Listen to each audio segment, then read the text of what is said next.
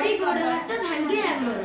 आम खेलिबा जगह को आयत करी रास्ता घाट सब देलेनी मारी तुमे न रखिले आम साही को रोगग्रस्त होई मरिबे सब ईश्वर मंदिर थाई कि नाही जाई पारु न शिव दर्शन पाई मंदिर पाखरे अलिया गदा गोबर पकांदी कुदा को कुदा आपण चाहि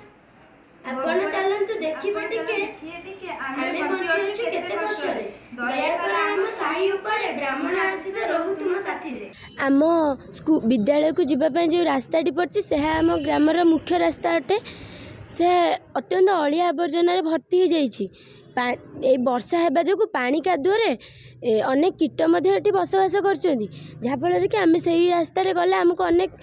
संक्रामक रोग आम स्कूल जापारनु स्कूल गले बहुत डेरी रे स्कूल पहुँचुचु फल गुरुजी गुरुमा पाखे अनेक बाहाना करने को पड़ी आम रास्ता को जो जबरदखल होती आम सरकार को गुहारी कर रास्ता को एबे उठा जाऊ ये छोट छोट छुआ स्कूल को जाई पारना जाकि बाट रे गोबर गाड़िया करी सब भासुची छुआ पड़ी खंडिया खबर होती स्कूल जाई पारना तहसिलदार को आम ए बाबद अवगत करूँ बाध्य आज सब कलेक्टर को आस साक्षात करने जे कि व्यक्ति विशेष लोक सरकारी रास्ता को अवरोध कर छोट छोट पिला बड़ कॉलेज छुआ भी जाई पारना से रास्तार पड़ी आंठू गंठी भी खंडिया होची ए बाबद पदक्षेप नापी आम भी तहसिलदार को भेटी आज सब कलेक्टर को गोचरार्थ जनवाई आम आसीचु बर्तमान तो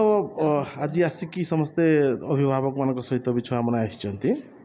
तो जोटा कि बहुत दुखर कथा कि छुआ मैंने आसवाटा मुझे बुझीपारुची कि जदि किसी प्रोब्लेम अच्छी मु तो प्रथम पक्ष शुणी सारे छुआ मान कविता भी शुणिली एवं निश्चित भाव में मोर तहसिलदार को मोर अधिकारी मानक जनइबी एवं ही डायरेक्शन देवी कि से तार तनखी करेंगे जो व्यक्ति विशेष मान ना से कहते कि सीटी अलिया गदा कर निश्चित भाव में कार्यानुष्ठान ग्रहण करें जदि कथाटा जदि सत्य अटे।